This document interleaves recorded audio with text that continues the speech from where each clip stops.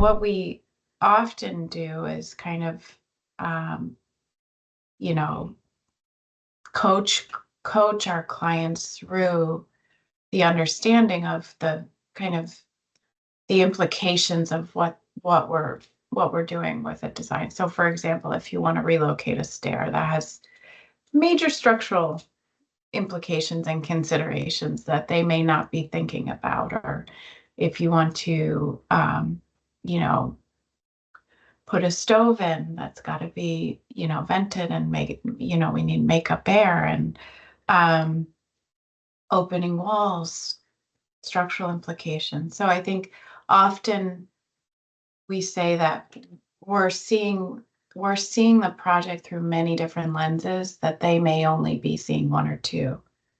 And that's what architects and designers do, is we're kind of taught to be generalists and see the big picture and understand how to kind of